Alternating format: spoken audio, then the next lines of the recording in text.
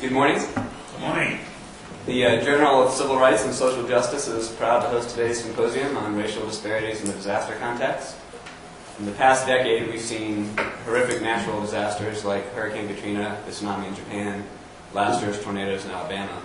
We've also seen man-made disasters like Deepwater Horizon and man-made exacerbation of natural disasters like the levees in New Orleans, Fukushima, and the lack of infrastructure that has compounded the devastation in Haiti.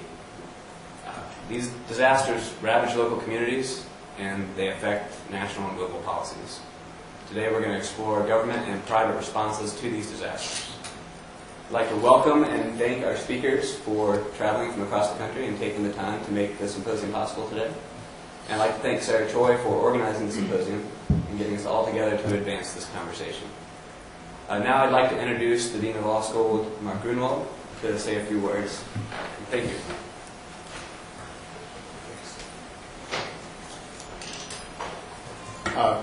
Those of you who are from far away, I welcome you to Lexington, to Washington and Lee, and particularly to the School of Law.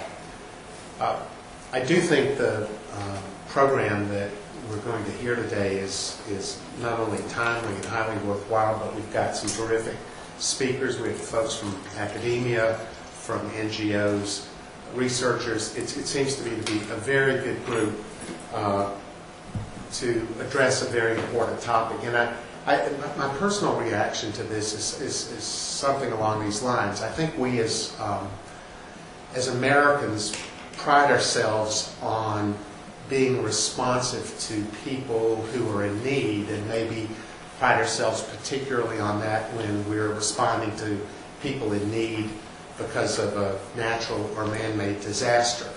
And by priding ourselves on that, I think we are often overconfident about what we're doing and fail to recognize some of the shortcomings in that sort of response. I think the topic of today's program, which focuses on possible racial and ethnic disparities in those responses, is a very important one to shed light on. And I'm glad we're having the program presented here at the law school. So I want to join in thanking the students of the Journal for their hard work in putting this together, and for those of you who are guests and panelists for participating. And I think it's going to be a great day. We're glad to have you here, and I hope this program turns out to be as worthwhile as I expect it will be. So thanks very much.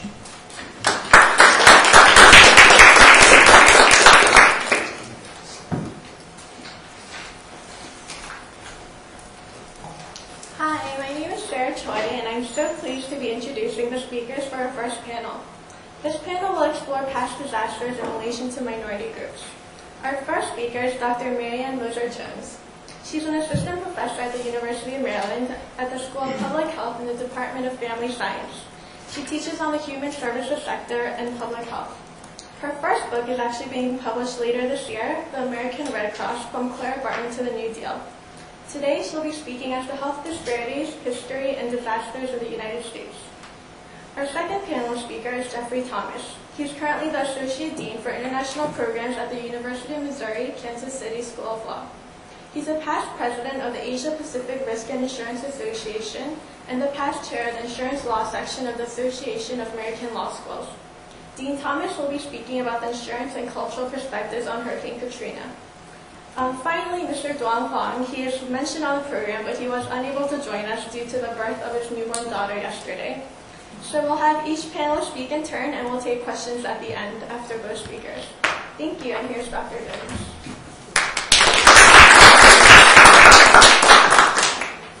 Thank you, Sarah, and thanks to the other editors of the Journal of Civil Rights and Social Justice, and to Dean Gruenwald for having me today. And thank you for giving me the excuse to get out of the Beltway area where I reside, or within the Beltway, and out into the beautiful Blue Ridge Mountains. I actually almost ended up on top of a Blue Ridge Mountain this morning because I relied on technology to get me from the Hampton Inn here, and it took me in the opposite direction completely. And for a second I reflected on this in relation to disasters, because we live in a technocratic age, and we fall into the trap of thinking of disasters and even responses to disasters as something that we can solve with technology alone, right? But in fact, as I will show you through my brief history of 20th century disasters and health disparities, disasters are fundamentally social and cultural phenomena. And I think my co-panelist will agree, as he's talking about cultural and insurance perspectives on Katrina. And often the solutions to disaster preparedness and response don't just involve technology. Of course we need warning systems, and of course we need, it's great to know that a hurricane is coming 2 days ahead of time so you can get out of the way. But fundamentally we have to look at our society and inequalities in our society and cultural differences in order to address how to get human beings out of harm's way and to mitigate disasters. So before I begin, I'm going to turn this on. I'd like to warn you about the history of disasters and health disparities in the United States. This is not for the faint of heart.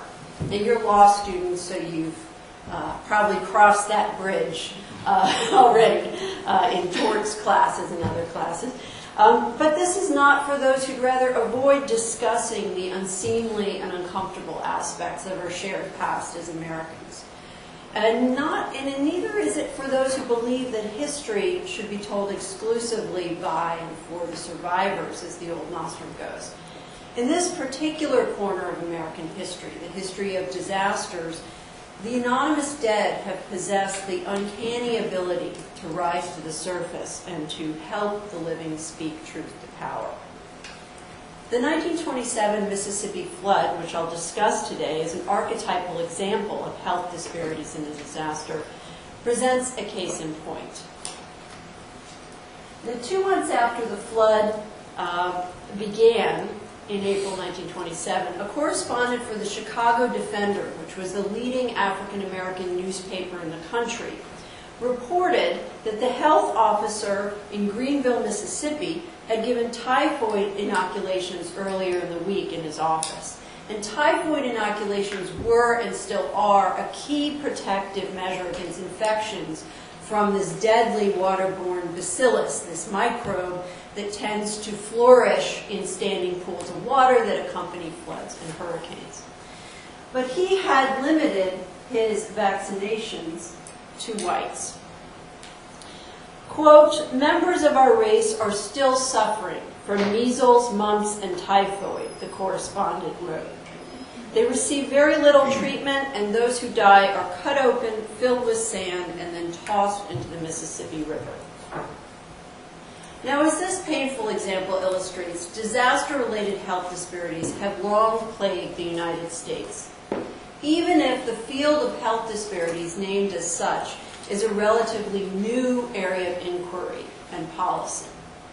And in this talk, I will briefly outline the short history of health disparities as a field and discuss the connection between health disparities and disasters, and then review several historical examples of health disparities in 20th century U.S. disasters and their lessons for current policy. Now, health disparities is an identified field of federally sponsored public health research. Forward here, okay. Really, an identified field of federally sponsored research and programming in the United States can be dated back only to January 1984. And that's when President Ronald Reagan's Secretary of Human Services, Margaret Heckler, in her annual report card on the health status of Americans, called attention to, and I quote, "a continuing disparity in the burden of death and illness experienced by blacks and other minority Americans as compared with our nation's population as a whole." Now, invading against this disparity as, quote, "an affront to both our ideals and to the ongoing genius of American medicine," Heckler went on to organize a task force at the National Institutes of Health on black and minority health. And this task force 1985 report, pictured here, painstakingly documented the 60,000 yearly excess deaths among black and other racial minority populations in comparison to white Americans. And as Vanessa Northington Gamble and Deborah Stone have noted, this catapulted minority health issues onto the nation's research and health policy agenda. The Department of Health and Human Services created an Office of Minority Health at HHS, and NIH, the National Institutes of Health, created an Office of Research on Minority Health. In 2010, 25 years later, this became the National Institute on Minority Health and Health Disparities. And in the meantime, the federal government and most states have identified the elimination of health disparities between whites and racial minorities, along with socioeconomic health disparities, as key public health goals. But it's important to note that long before Heckler's call to arms, researchers and health officials were documenting and striving to address racial gaps in health access and health outcomes. Now, in his 1906 study, The Health and Physique of the Negro American, sociologist W.E.B. Du Bois used federal census reports and vital statistics, as well as life insurance data, to identify the disparities in health status between black and white Americans, even if he didn't use the word disparities. Now, unlike the white statistician Frederick Hoffman, who argued that these differences resulted from the inherent genetic inferiority of African Americans, this was a widely held assumption, Du Bois implicated environmental causes. And by environmental causes, I mean the lack of sanitation in segregated neighborhoods where black Americans were forced to live, along with the lack of educational and economic opportunity faced by African Americans as the fundamental reasons for this disparity. Now, Du Bois was interesting. He did not stop at research, but he actively advocated for the elimination of the underlying limits on educational and economic opportunity that he believed led to these disparities. Now, Du Bois' expansive approach can inspire us to look at contemporary health disparities with a fresh perspective. Most recent health disparities research has been funded by federal and state governments. And as such, it reflects the focus and the constraints of the federal health disparities research and policy agenda. Now, this agenda was shaped by the 1985 Task Force report, which identified 6 major causes of excess mortality among African Americans: cancer, cardiovascular disease and stroke, chemical dependency as measured by cirrhosis, diabetes, homicide and accidents, and infant mortality. Now, since then, health disparities research has mainly focused on eliminating or reducing disparities related to these 6 diseases. Now, this makes sense, as focusing on concrete, achievable goals will more likely lead to progress than a more diffuse approach. But when we think about disaster, most disaster-related health disparities do not easily fall into these 6 categories, even though disasters do increase rates of accidents and may increase rates of chronic disease. Disasters involve multiple moving parts: weather, technology, geology, prior urban settlement patterns, transportation networks, communication networks, to name a few. And unlike diabetes, heart disease, accidents, or other similar diseases, disasters cannot be tied easily to bodies and behaviors. In fact, the word disaster itself is a fungible and fuzzy construct. Geographer Ben Wisner's definition of a disaster is the interaction of a technological or natural hazard and a vulnerable human population has been increasingly adopted by social scientists. But even this definition is up for debate, although I generally espouse this definition. Now, as a result of this complexity, disaster-related health disparities remain little studied and little understood. In the 21st century, such disparities risk becoming obscured by the monstrous shadow of Hurricane Katrina. Now, indeed, Katrina and its aftermath made it clear that structural racism and poverty can increase a population's vulnerability to the hazards of weather. But little research has explored disaster-related health disparities outside of the specific context of this hurricane.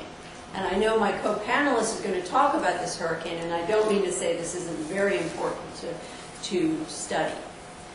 But if we only study Katrina, we risk falling into the trap of dismissing disaster-related health disparities as originating out of the unique geographic, cultural, and political context of New Orleans 2005.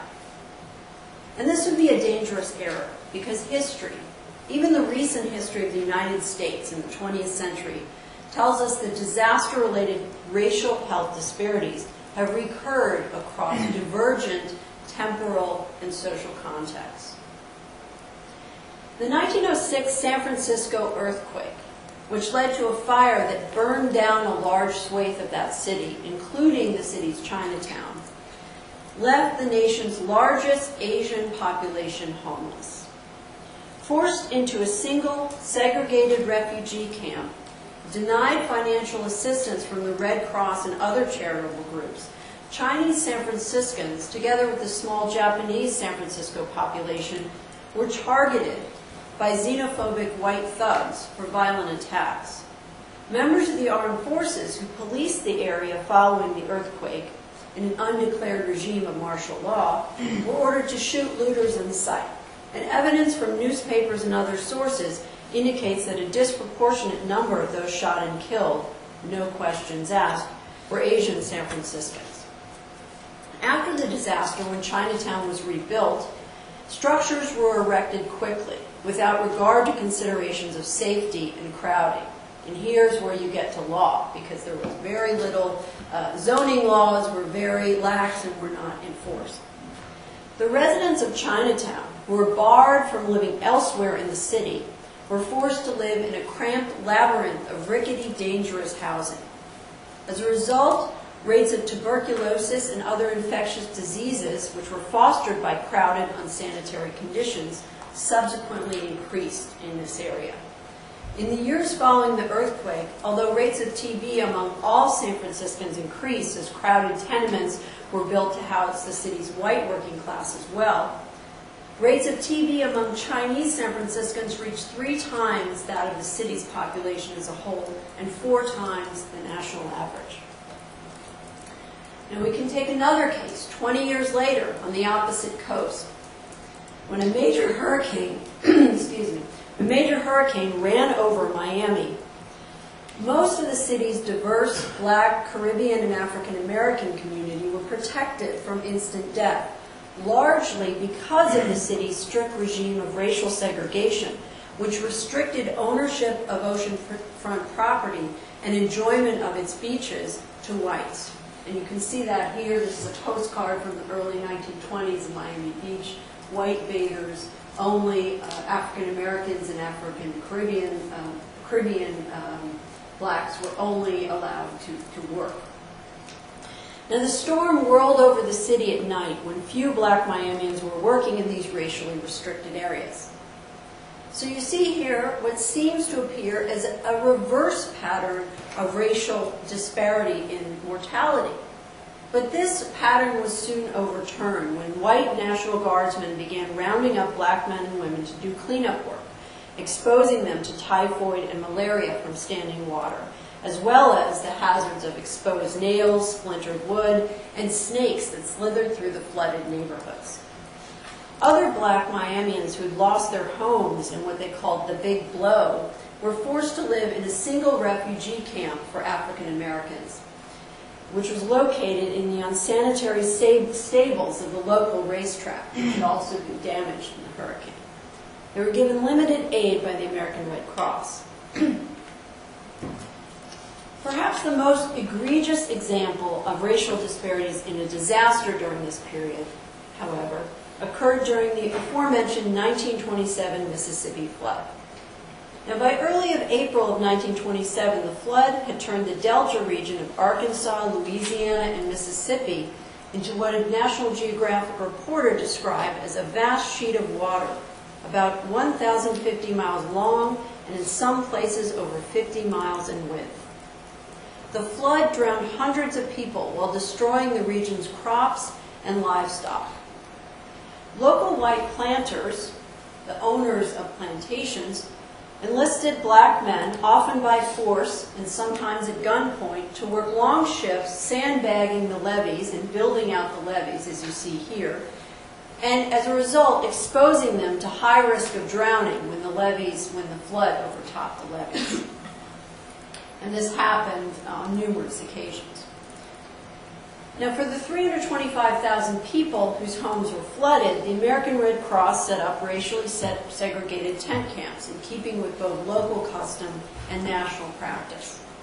Now, most African Americans in the area worked as tenant farmers in the oppressive sharecropping system, which required them to rent their land, food, and supplies, often at high rates of interest charged by the planters who owned the land, and then pay back this with a portion of their crops. Now, this system caused most sharecroppers, both black and white, to sink into a cycle of indebtedness from which they could not escape except by fleeing the area, and something that the planters often prevented sharecroppers from fleeing by force and intimidation. Now, many sharecroppers lived in flimsy cabins along the rich soil of the floodplain, while planters and white merchants who serviced the plantation economy lived in solid, multiple-story homes on high ground. So during the flood, these more affluent whites could simply decamp to the second story or attic of their home until the flood receded from their first floor. Most black sharecroppers had nowhere to go except the refugee camps established by the American Red Cross. The Red Cross, which was a quasi-governmental organization that followed the American governmental tradition of privileging local autonomy over centralized national control, largely allowed the white Southerners to run these camps. And not surprisingly, conditions at the camps for African American flood sufferers were squalid, and conditions at the white camps, which were less crowded, were better. A correspondent from the Chicago Defender who visited the black camps wrote, quote, that epidemics of measles, whooping cough, mumps, scarlet fever, and chicken pox were raging in these camps. The African American camps were also patrolled by white National Guardsmen who were instructed not to let the residents leave. The local planters feared with good reason that many of the sharecroppers, provided with free transportation by government or Red Cross boats, would decide to leave the area for the industrial north where racial and employment conditions were somewhat better. Most infamously, local planters at Greenville, Mississippi set up a heavily patrolled long-term camp for black residents along the muck of the town's levee. As one report noted, the levee tops were concentration camps of misery and disease, where, quote, mud, rain, cold, hunger, exposure, and hopelessness led to fatal results. Here's another picture of the levee camp. Now, food rations at the refugee camps throughout the flooded area, according to the Red Cross' own reports, were limited to sparse regimes of salted meat, beans, sugar, salt, potatoes, cornmeal, flour, and rice. They excluded dairy products, fruits, and vegetables entirely. With vegetable gardens flooded and cattle drowned, people had no inexpensive way to supplement this adequate diet with fruits, vegetables, and dairy products. As a result, rates of pellagra, a disease caused by the dietary deficiency of niacin, shot up. The U.S. Public Health Service officials, more than a decade earlier, had documented that pellagra, which caused skin rashes, diarrhea, dementia, and death, was endemic among poor black and white Southerners, with rates higher among African Americans due to their greater rates of poverty. Now the Red Cross sought the advice of the Public Health Service to try to stem the epidemic of pellagra following the flood. Nutritional yeast proved helpful, but came too late to prevent many cases. In June, when the floodwaters began to subside, many black sharecroppers were rounded up and forced to return to the still flooded plantations where they lived. Pools of standing water and unscreened cabins exposed them to malaria, another perennial scourge in the South at this time. Now, although the Rockefeller Foundation provided matching funds for state and local health departments to increase efforts to fight these diseases following the flood, these efforts were short-lived and ill-supported by southern state governments, which had little interest in helping the poor black residents whom whites had disenfranchised decades earlier. And here's another picture, I think, that illustrates these sort of two stories of the flood. These are the mermaids of the marshlands, these young white women, and the survivors through many of life's disasters. But this is not just a story of victimization and neglect. During the flood, the NAACP sent undercover representatives to investigate the reports of racial inequities that were coming out of the flooded area with people who were leaving. The Chicago Defender, which also sent correspondence to the area, kept discrimination against black flood sufferers on its front page. And this chorus of protests led Commerce Secretary Herbert Hoover, who was later known for his ability to keep his head in the sand while we were heading into the Great Depression, to stand up and take notice. And Hoover was then serving as the head of the President's Special Flood Relief Committee. And Hoover organized an official investigation of racial discrimination in the flood, led by a prominent group of African American leaders from Tuskegee Institute and other places. Now, while this investigation did not remedy the greatest injustice, over the long term, these protests and these investigations did pressure the American Red Cross, which was the nation's leading disaster relief organization, to take pains to show that it was trying to treat people of different racial groups fairly. In future disasters, the American Red Cross hired more African American workers in its disaster relief operations, including more nurses and more social workers. And at the same time, this effort to fight back empowered black leaders to proactively advocate for greater engagement and increased racial equity in relief following future disasters. So for African Americans, the flood represented both a social disaster that increased their exposure to the neglect and hostility of the southern plantation whites, and an opportunity to learn how to expose this neglect and hostility in order to mitigate the blunt force of future discrimination and disasters. So what lessons do the 1927 flood, the 1906 earthquake, and the 1926 Miami hurricane hold for us now in 2012? Well, first and most obviously, they tell us that disasters in the United States, long before Katrina, have been associated with racially disparate patterns of morbidity and mortality. Although causation is sometimes hard to establish, and you see I'm coming from a public health background where we try to establish causation through statistical studies, a strong association certainly exists in all of these cases between racial discrimination and patterns of illness and death. Now, secondly, disasters throughout American history have exposed the underlying racial and socioeconomic health inequities, including those that are caused by poor housing and associated with poor diet. Crowded and unsanitary housing conditions had exposed Chinese San Franciscans to infectious disease long before the 1906 earthquake. Most notably, in 1900, there was a bubonic plague outbreak in the town, and it hit Chinatown first and hardest. Similarly, inadequate housing left poor Mississippi Delta residents, most of them African American, more vulnerable to the flood and its health hazards than more affluent whites. But this same inadequate housing, and we're talking about sharecroppers' cabins with no screens, had long failed to protect these sharecroppers from sanitary hazards and malaria. Dietary deficiencies of poor African Americans and whites in the South were also well known by this time.